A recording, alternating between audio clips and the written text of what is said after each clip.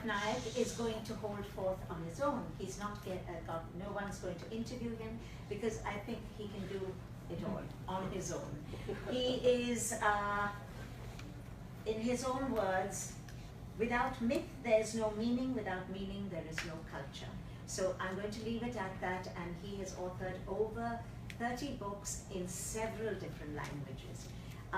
Normally, I believe, Dave, that you illustrate stuff too, and today you're not going to do that, so hopefully your words are going to carry them. Thank you.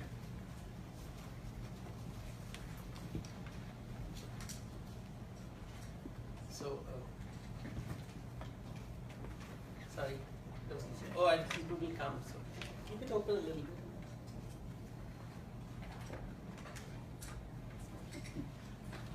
Okay, thank you for coming. So what I'll do is I'll keep it, I'll just go first to the basics. And the basic is the word mythology. Let's begin with this word. Some people get very irritated with it, and I insist on this word. I have been insisting on this word for 20 years. The reason is, somewhere in the 19th century, some Europeans decided that religion is equal to monotheism, and everything which is not monotheistic is mythology, and therefore mythology is false. So there was a qualitative difference between things. Between truth is qualitative. There's truth. There's something which is true and something which is false. Like science, like 1 and 0. So very binary view of looking at things. And that's, so naturally the Indians said that, you know, Hinduism is also monotheistic. So we are actually a religion. And so increasingly we started shedding the multiple diverse views that you find in Hinduism, and we tried to go toward this singular idea, singularity. In the 20th century, thanks to American scholars around the world, suddenly religion is not a good word anymore. Atheism is cool, but you can't live life just being an atheist, so you have a nice word called spirituality. And you have this sentence which says, I'm not religious, but I'm spiritual. Basically, I don't have to deal with a monotheistic God, I don't have to deal with a priesthood, I don't have to deal with an organization, all the things that are associated with Judaism, Christianity, and Islam. And there is this kind of a modern worldview which is emerging, but spirituality is a nice thing to do, which is highly individualistic. So essentially, I can create my own gods, and I can sort of, like a postmodern work or a remix Bollywood song, I'll make of my god. A little bit of Shiva, a little bit of Vishnu, some Krishna thrown in, Saraswati, Lakshmi, because I need money and knowledge, you know. And if I want to be a feminist, then I'll have Durga and Kali. So everything is fine. So I'll throw it in and create my own god and, you know, have this. So now the Hindus will say, so now you're saying Hinduism, well, we are not religion, Hinduism is actually about spirituality. It's not about a religion. So these definitions are always coming from Europe and America. Why are definitions always coming from you? Who decides what a definition should be? How do definitions emerge in this world? You know, Panini 2,500 years ago made a comment that language is not created, you know, for a pot you have to go to a potter. But for language, you don't go to a linguist, you go to the market. You see what language do people use. So Panini's grammar was an observation of the market. He observed and he said, oh, these are the rules of grammar. Sadly, people thought he was writing a text on grammar. He was just an observing grammar and saying this is how grammar functions in 2,500 years ago in India. But people said, oh, that's classical grammar. That's the way we are supposed to speak, and they made it rigid. But the thing is,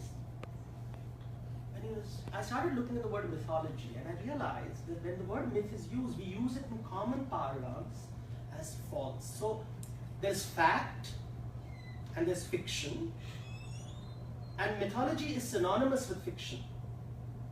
So I give a problem. You go to a library, there are fiction books, there are non-fiction books. Where will you put the Bible? You give it to a religious person, give it to the Pope, he will put it in the fact section, the non-fiction section. Give it to an atheist, give it to Richard Dawkins, he will throw it in the fiction section. So who decides which book should be in which category of the library? And that is where politics takes over. So language suddenly becomes political. What is fact, what is fiction? Now in the material sciences it's relatively easy. where material science like physics, chemistry, biology, 10 scientists will agree it's measurement based. Everything is measurement based, and measurement creates great objectivity. So as far as physics, chemistry, and biology is concerned, you can't argue whether how many neutrons and protons are there, what is gravitational force, these kind of things. But the moment human beings come into the picture, the moment the humanities come into the picture, that's why the word social sciences, people avoid that word today. They prefer the word humanities, because humans are not measurable. Our thoughts are not measurable. You can't reduce human thought to a measurement. And therefore, when it comes to a political theory or an economic theory or a commentary, there'll always be a subjective element within it. I bring myself into my writings. Who I am decides what I am presenting. There is no objectivity to a work of Picasso.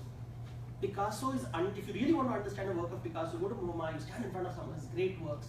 You understand him when you understand the context in which he lived. Which century did he live in? What happened before that? What happened after that? What was his childhood like? What was his relationship with women like? Only when you understand that does suddenly his work have magic. Or for example, you want to understand miniature paintings in India, you have to understand they were doing it in the Mughal court, what were they exposed to, where did they work, where did these artists come from? Then you understand. So humanities, the word measurement doesn't quite fit. And all of today's psychologists, you want to study psychology, even that is measurable. We have words like happiness index. Index is about measurement. This obsession, and I read books on psychology all the time, neurosciences, and they say, and psychologists have a problem because a pure scientist will say that that's pseudoscience, and they get very upset because it's not really pseudoscience, because you need other ways of looking at it. But we are obsessed with measurement because measurement creates objectivity, and objectivity, we are told, is true, which means subjectivity is false. So essentially, science basically says human thinking is false. Your dreams, your aspirations, your views, no, that's not. Let's be objective about it. So there's a truth, and perception is something lower. We are trained from childhood to look down upon our sensations, our emotions, our thoughts, our feelings. At an individual level, we are told your feelings are inferior. There's something called the truth. And who has access to the truth? Currently, it is the scientist. A few years ago, it was the journalist. Before that, it was the priest or the shaman. So everybody seems to be knowing the truth, everybody but you. And that's how power is taken away from us. Because there is the truth out there and somebody else knows it. Your experience doesn't count for it. Let's reverse this conversation. Let's reject this notion of truth and falsehood, this fact and fiction, and create a new language. A world which is neither fact nor fiction. It is fact for the insider and the believer. It is fiction for the non-believer, the non-insider, the outsider. So I would say fact is everyone's truth. Everybody agrees on it. So pure sciences are the only place where it agrees. Or the fact that, trolls exist. That's fact. Mathematically proven. I can prove it through mathematics. Or there is nobody's truth. Harry Potter, Lord of the Rings, fiction. But then there is somebody's truth. My truth. My experience. So I go to the court of law and say I was abused on the street.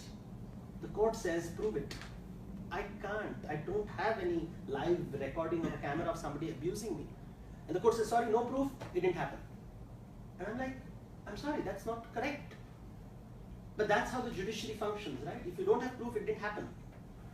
But my experiences are real. I have been abused or I have been loved. It's like going to your parent and saying, I'm in love with this woman, man. And they said, love doesn't happen. We are parents, we know better. We know the truth. And you are like, no, I feel this. And they say, beta, after some time it will go away. You can do whatever you want, and then after 2 days you'll be okay. You'll realize it's not the same thing in the morning. And you're like, no, but I am in love.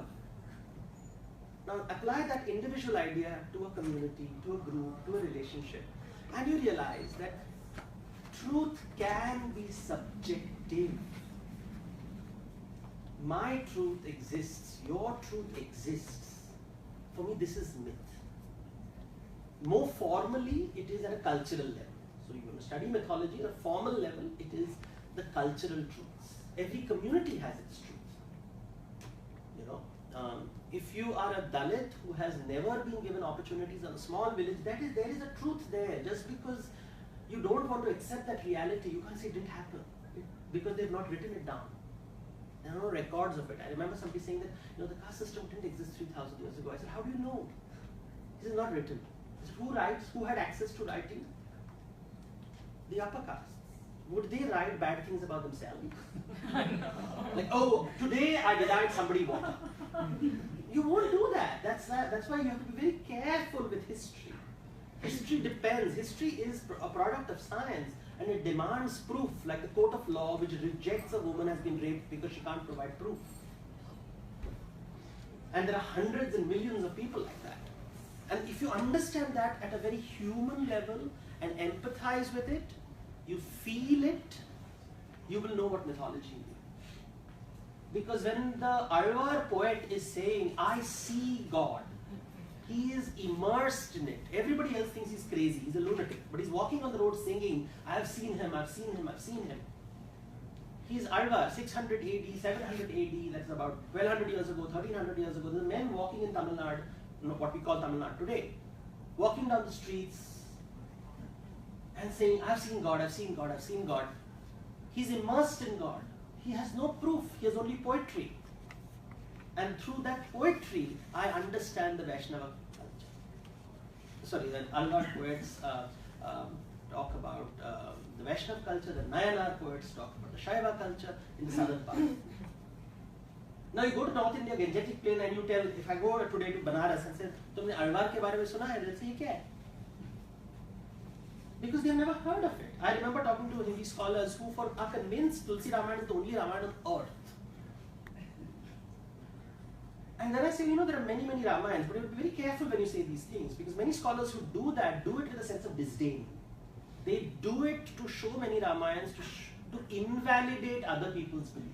So many scholars who write books on Ramayana usually do it with a sense of dismissal of people's beliefs.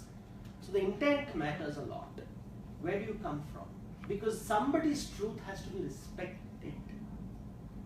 It is not about moving towards fact or fiction. You have to create a new category where you have great regard for the other person's truth. The Native Americans believed land was sacred. The Europeans who landed in America didn't think so. They thought land is property. So one group said land is sacred, and so you shall not cultivate it because it's sacred. You should live off it. You should not control it. Another group said land is property, it's money, it's power. I can fence it off, I can cultivate it, which is the truth. So America is built on the idea that this myth survived, right to property and a rejection of sacredness. That's exactly what's happening in India today. If you go to Odisha, Bihar, where lands and mines are being talked about, same thing is happening. The local people say, you know, we don't want progress, we are happy. No, you have to go to school, our school, where you will be taught our language and our stories because it's good for you. And the condescending tone of it. Because I will tell you what is sacred and what matters. Property matters, sacredness is rubbish because it can't be measured. Now the same idea in Hindu philosophy is presented as Sagun and Nirgun. Sakar, Nirakar. That which is measurable is Saguna. That which is not measurable is Nirguna. That which is form is Sakar. What has no form is Nirakar. So they have been aware of this. So measurable, the world of names and forms, which is measurable, scientific world, objective world, all that world of measurement is the world of, you can come here. Oh, sorry. Thanks. So the world of Sakar, Nirakar, these two worlds, there's a clarification. These are not fools. These are people who understand. There's a measurable world, there's a non-measurable world. My emotions are non-measurable. My thoughts are non-measurable. You are a combination of Saguna and Nirguna. I can see your body. I can't see your heart. I can't see your mind. I assume things through surrogate markers. You're frowning. You must be upset. That's a surrogate marker, but maybe my face is like that. I always frown. That doesn't mean I'm not a happy person. But my brain has created a surrogate marker. And this surrogate marker is where the problems start.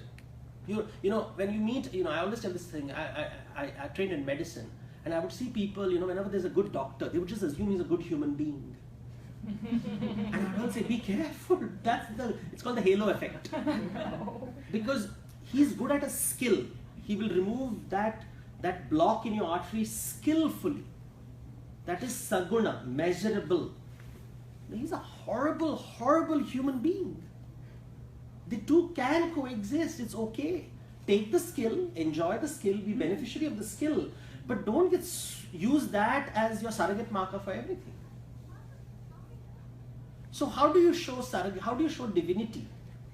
You use a rock, you put it in a temple, and say, that's divine. That's your surrogate marker. That's saguna. You project whatever you want onto it, it becomes divine. The dog will urinate on it. The dog doesn't know it's saguna. The bird will shit on it. You will worship it. Because you can project and transform it into the divine. It's my God. It's subjective. Objectively prove it. I went once to Jagannath Puri temple in Odisha. It's on the eastern side for those who are not familiar with. And there's these large totemic wooden images, and they're very grand looking. And it's also in the middle of a very filthy place. The Sanctum Sanctorum is sacred but filthy. Holiness is not associated with hygiene in India. Yeah, one must keep that in mind. Holy place, in fact, if it's not hygienic, it is probably holy. So you go there and it's dirty, and I saw a cockroach going up the deity. And the people who are from urban areas or sanitary spaces looked at it and said, that's a cockroach, and they were all disgusted. And the priest over there looks at them and like disgust and says, God is only yours or what? What a clever use of phrase. He doesn't want to clean up the place. What he is telling you is that, so you think cockroach doesn't worship God? And in that answer, everybody said, oh, how profound. The cynic in us was like, okay, you're a smart guy. But the fact is, who makes the deity divine? The devotee makes the deity divine. I make the deity divine. It is my God. And if somebody comes and says, oh, these are totemic images used by tribal communities, get your tenorship with it. I'm not interested. Because for me, it is my relationship with the divine that makes it so wonderful. And I enjoy it. My relationship. I'm in love with a stone object. You have a problem? That's your problem. I don't have to defend myself. It's my God. And that is for me the world of mythology. The world of feelings, thoughts, emotions. And what is that ability? What is that human ability that I can give value to things? No other animal can do that. We are animals. When you read scriptures, they'll always use these words ajiv and jeev. What is alive and what is not alive. And the fundamental difference between a thing that is not alive and alive is hunger. A living thing is hungry. It seeks food. Plants grow because they are seeking food. Animals run because they are seeking food. They don't run for fun. They say, oh, it's Sunday, let's go for a jog. No. They don't want to run. They run because they're seeking food. They run towards the herbivorous animal will move towards pasture. The carnivorous animal will move towards prey. Migratory birds will go wherever there is summer and therefore food. So now you see a plant in your house. It needs food all the time. You have to water it every day. It's so irritating. You have to keep watering it. And you have to put it near the sunlight. It's so much easier for plastic flowers. Ajiva Sajiva. If you want to explain to children what is Ajiva and Sajiva, just use a plastic plant, use a human plant. A living plant. And then you see this difference. Hunger, hunger, hunger. So hunger, bhuk is hunger. So of the food is bhog. I have to eat. Bhog chadao. Feed me. So you do a langar in Amritsar. Feeding is a primary part of life. But you see, plants eat inorganic things. So now, after saying ajiva, sajiva, the same scriptures will use the word charachara. Charachara. Charne wala jo charta nahi hai. Chara means that which moves, that is animals. And achara is that which doesn't move, a plant. Both are alive, but what is the difference? The plant eats inorganic things. The mahabhutas, which is, it eats sunlight, it eats water, it eats nutrients. So it doesn't eat living things. It feeds on the non-living. It feeds on the non-living. Thank you. So the living and the non-living. Living and the non-living. That's how you see the world. And amongst the living things, you see plants and animals. And plants don't move. What happens to a plant? Now, the animals eat living things. The animal, herbivorous animal eats a plant, it's a living thing. Carnivorous animal eats an animal, living thing. Now, plants can't run away when somebody's coming to eat them. It's standing over there waiting to be chewed, waiting to be ripped apart. It can't do anything. And you know how plants resist? If you talk to a botanist, they will tell you, they'll grow thorns. Or you know how trees evolve to prevent the grazing animals from touching its leaves. So the leaves are up there. So, and plants resist. They don't want to die. They say, oh, come, chew me. No. Sorry, that sounded a little vulgar. But the plant is saying, the plants are there and animals are coming chewing on them and eating on them, and they can't run away. Animals can run away. You can see the deer running in fear. So suddenly you realize the birth of another emotion. So it's saguna. What can I measure? I can measure the plant and the animal. What I can't measure is the fear. But there is fear in the plant. There is hunger in the plant, which is nirguna. There is fear in the plant, which is nirguna. It's there if you sense it. And then you see the animals and you say, oh my God, they're hungry all the time and they're frightened all the time. You look into a dog's eye, however lovable it is, and stare at it for a long time, it will start to growl. Because it's hardwired to look at you as a predator. You are coming to eat me. I don't want to be eaten. So animals have, they're terrified of being consumed. Nobody wants to be consumed. And then you realize hunger and fear are the two dominant emotions of nature, of Prakriti. So Jiva, Sajiva, Charachara, words which are used casually in the Gita, you find it in Tulsi Ramayana, you'll find it. And they're really talking about the world of physics, where there are no emotions, and the world of biology, where there is hunger and fear. Plants and animals. Charachara, Charachara. And then human beings come along. And now we come with a one unique capacity. We have manasa, mind, which is really imagination. It's a word we don't use because the scientific revolution rejected the word imagination. So nobody talks about imagination. And yet it's imagination which makes us what we are. I imagine. And what happens to my hunger in imagination?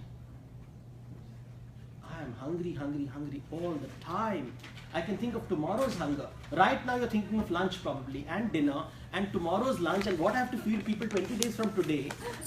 In fact, I need to save money because I'm imagining hunger, right? 10 years later, what will happen? 5-year plan, 20-year plan, 20-year things. Because I can think of hunger, my children's hunger, and my children's children's hunger. How much money do you need? It's never enough because hunger is always growing. You meet the richest men in the world and you realize they're not greedy at all. They're just hungry.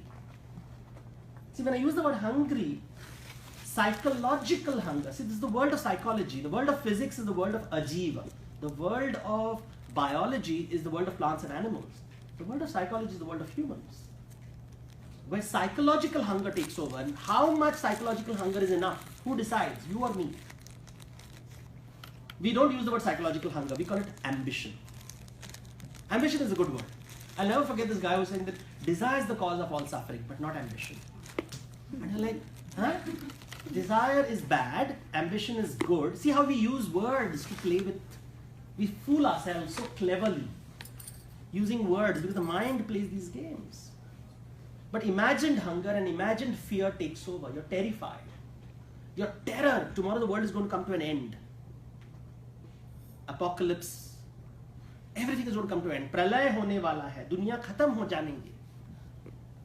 I can give you, every year you'll have this thing, doomsday, the world is coming to an end. Right now we really think the world is coming to an end because American elections are around the corner. Oh, everything is going to come to an end. No, it won't.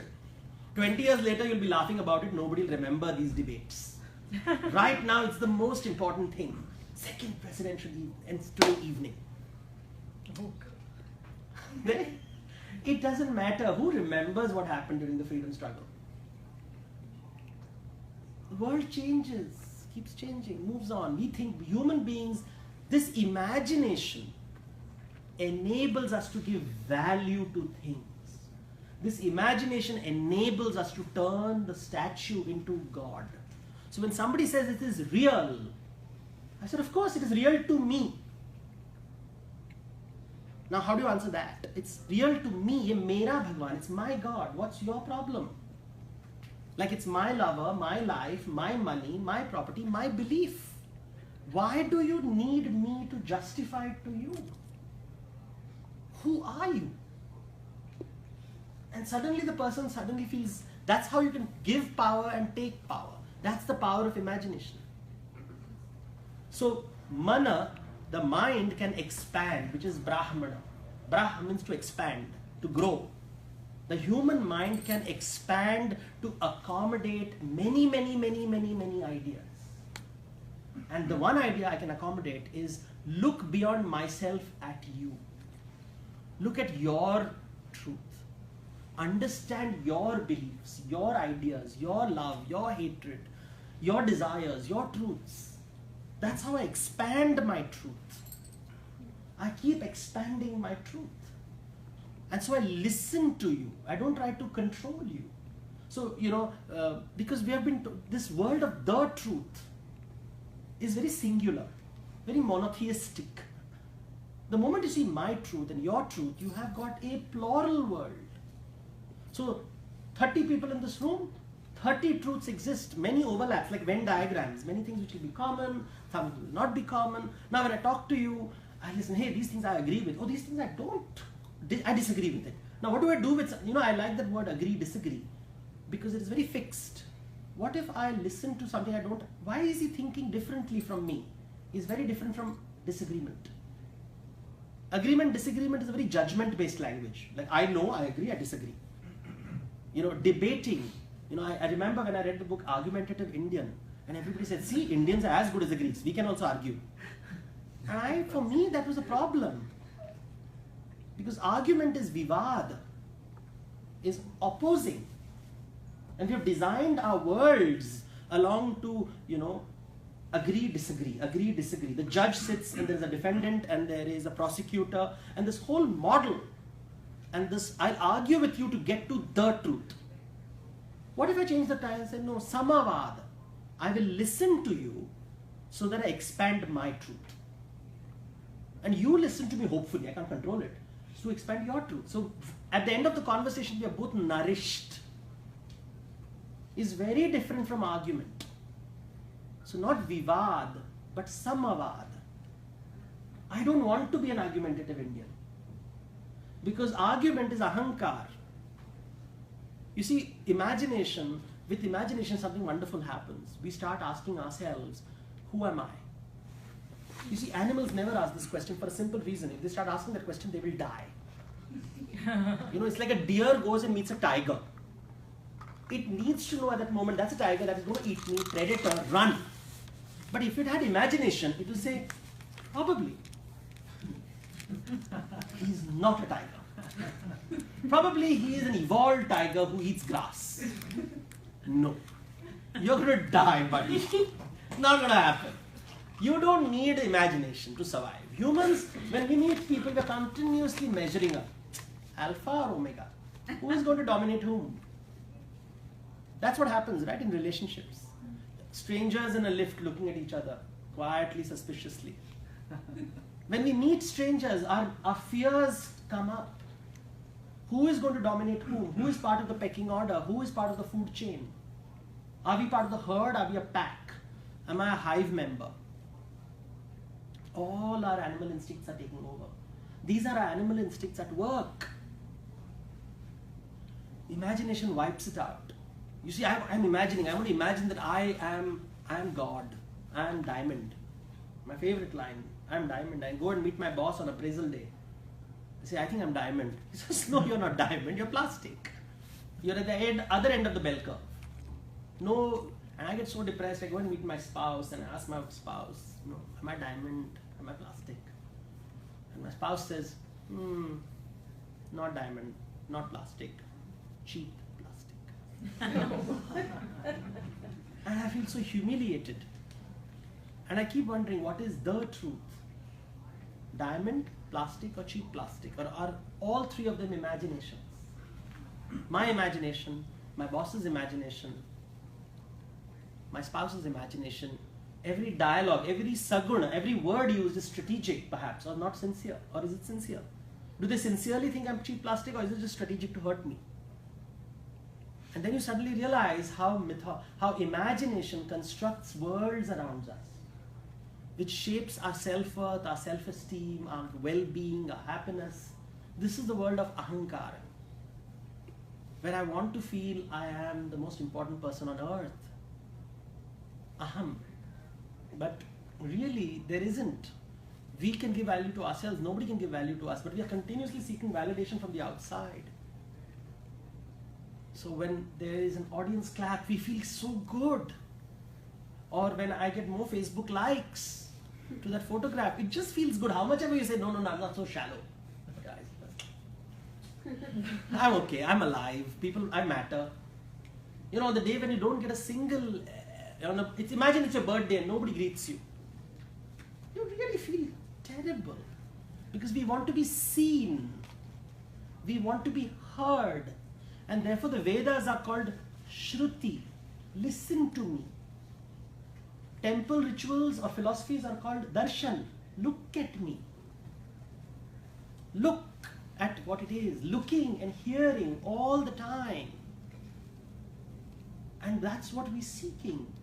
And therefore you're being told, go to the temple and look at the rock. And you say, the rock is so beautiful, it's so beautiful. And your wife is standing next to you and looking at you and saying that, couldn't you just say that to me? You'll get a little better treatment at home. But no, because you see, when you do an arti, for example, you praise the deity so much. Look, all artis sound the same, right? You are so beautiful. Your eyes are beautiful, your nose is beautiful, your hands are beautiful, your legs are beautiful, your weapons are beautiful, you killed demon 1, demon 2, demon 3, demon 4. You saved devotee 1, devotee 2, devotee 3. You can actually do an Excel sheet of all the chalisas. And you say, oh, that's it, that's the pattern. But the underlying pattern is you're praising the arti and you're using a lamp so you can see the deity properly. And after doing all that, and after you feed the deity, you bhog chadhate ho. The deity looks happy, you'll say, now you'll do phalastuti. If you're happy, let me pass in the exams, let me get my green card. Let my relationship work out, let my children not hate me as much as they do. Let me love my parents, although I can't, they're really horrible people. All these things we'll ask. Phalastuti. And you realize before you ask for something, you have to first give something. Unless you invest, you can't withdraw. And that's relationships, right? That's relationships. And you realize you are being told that how the divine has to be treated is exactly how people have to be treated. And that's what the mythic structures of Hinduism teaches us. Why are the gods dancing all the time? I always tell people, you don't find it in Greek mythology. Zeus is not dancing. Poseidon is not dancing. Bacchus dances and people get scared and say, oh my God, this is going to destroy order. Apollo dances in very regal, imperious ways, but not this crazy lunatic dancing of Shiva and Natvarlal and Nataraja. And when you talk to a dancer, they'll say, well, they are not actually dancing, they are talking to you. Because every mudra, every gesture is communication. They are not dancing as in a party. When you're dancing in a party, you're just in a frenzy. You're dancing your own thing. This is not that kind of dancing. Shiva's dance is very clearly a performance where he is communicating. So in the Daruvana, when he's dancing to the rishis, he's communicating something. Every gesture is something. It's nirguna. Saguna is the performance, what I can see. Sagun is the word. Nirgun is the meaning. And therefore the performance is, it has no meaning unless it speaks to you. It has to speak to you at a sensation level, that is rasa. It has to speak to you at an emotional level, that is bhava. It has to speak to you at an intellectual level, that's vijnana.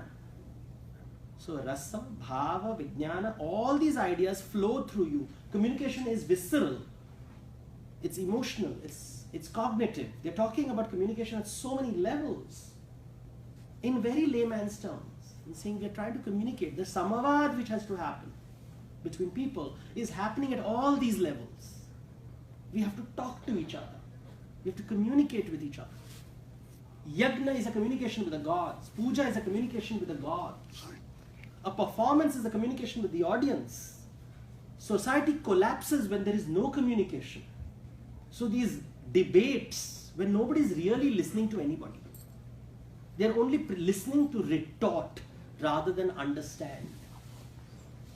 Have you had these conversations where everybody is listening to you only to retort to you, not to understand? So it's samavad is not happening. Vivad is happening. This is the nature of argument. And therefore, keep your argumentative Indian. I don't want the argumentative Indian. I want the compassionate Indian who listens. I want the compassionate global citizen who listens. The argument is not scholarship. And it has been made scholarship by certain people who decided that's how we are supposed to educate people. And therefore today many educated people actually believe if I argue well, I'm smart. You're not. You're just an obnoxious human being. And one of the reasons why across the world there is an anti-intellectual movement, because the intelligent people didn't make the world a better place. They just made it a snooty place. A snooty place where I am objective and rational and scientific, therefore I'm superior to you. In India we call it Brahmanism. Brahmanavad.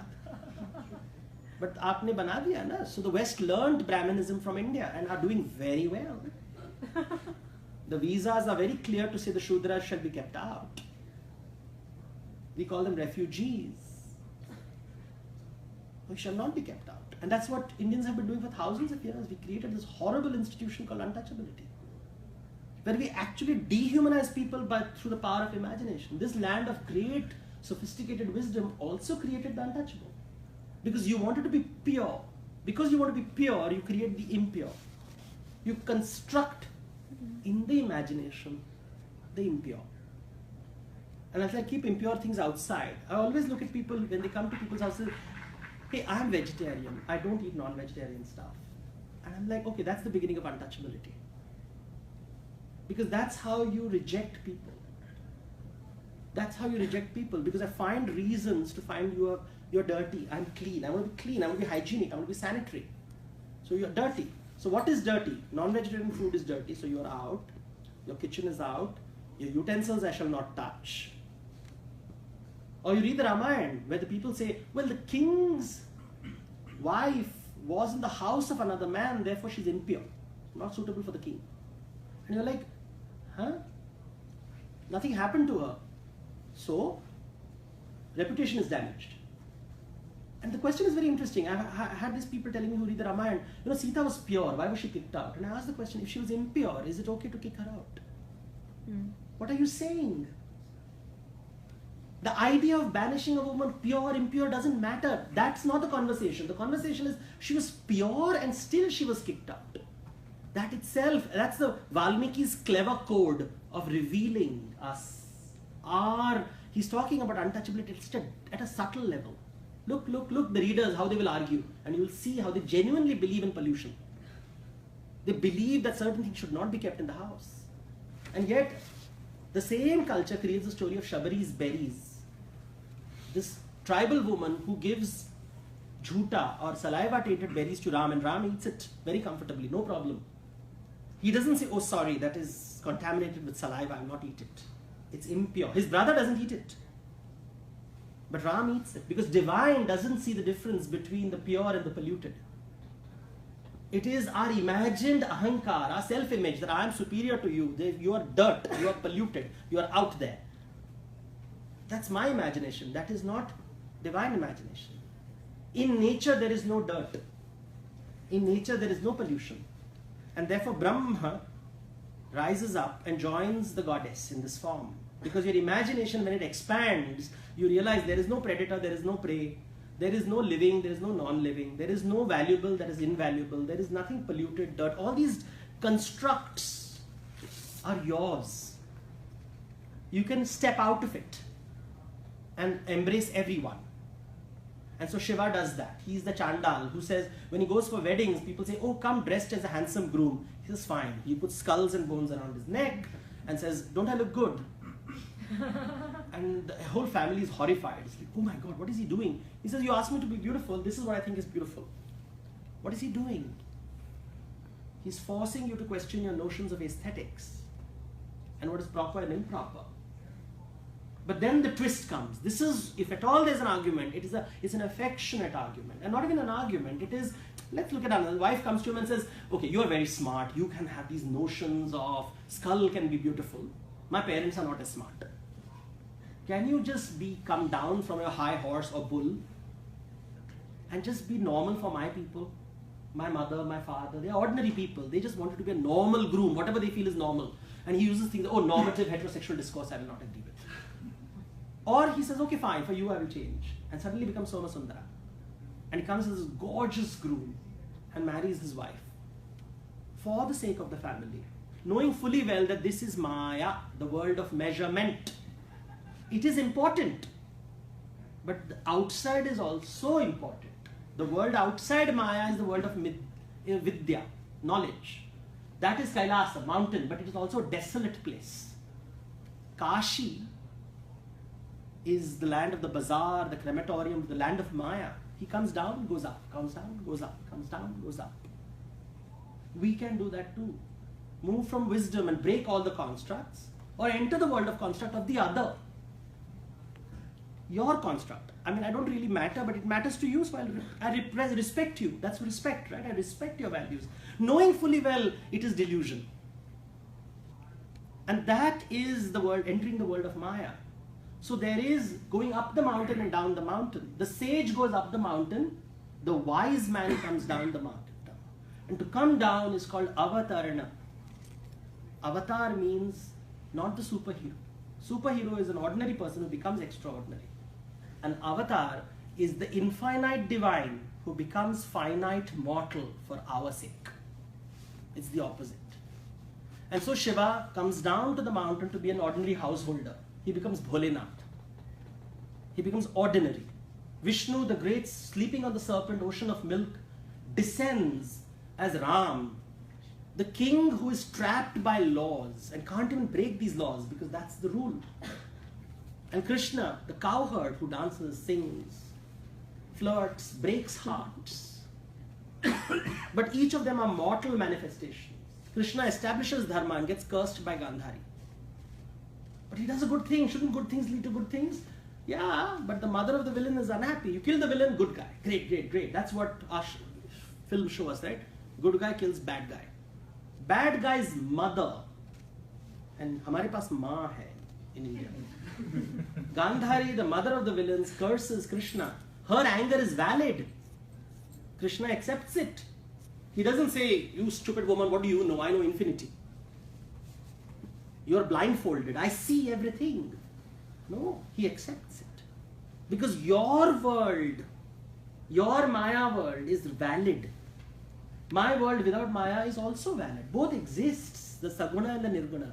The Akar and the Nirakar. Maya and Vidya. Which is why Shankaracharya said, Jagat Mithya. The whole world is full of limited reality. So Mithya doesn't mean false, that qualitative difference. It's a quantitative difference. My world is limited, your world is limited, her world is limited, his world is limited. Mithya, Mithya, Mithya, Mithya, Mithya. Jagat Mithya. Brahma Satyam. Only the divine is infinite. In infinity, you will never find a center. There is no center in infinity. Only in a structured, controlled construct is there a center, and you are the center. You are the Brahma, who constructs a boundary, who distinguishes between pure and impure, between holiness and unholiness. You are Jagata, creating, you are Jagat. You create the Mithya. But be aware, the Brahma knows Satyam. Not the scientist, not the journalist, not the politician, not the shaman, not the priest, not the Brahman, not the Dalit, not the rich, not the poor. Nobody knows the truth. Everybody knows my truth. I can make an effort to know your truth. Because I am Jivatma, you are Para, other, Para Atma. From Para, the other, comes Para, the transcendent. From Para comes Param, the infinite. How do I start? Listen to others. Shruti, Darshan, look. The more I look at the other, the more I walk towards Brahma. And I hope in this New York wet morning, all of you find Brahma. Thank you.